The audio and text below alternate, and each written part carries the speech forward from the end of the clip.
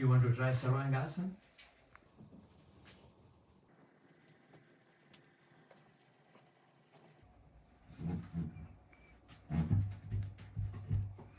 Right?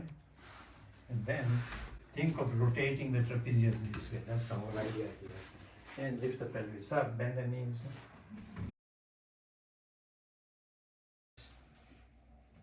The more it rotates this way, the better.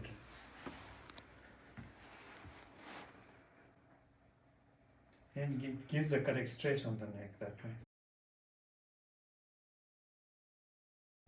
So the whole trapezius feels it's rolling back. And put the heels on the wall, Andrea.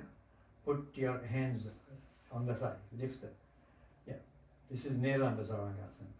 But there, don't lift the shoulder up. Bring the head of the humerus more into the floor so the neck goes up.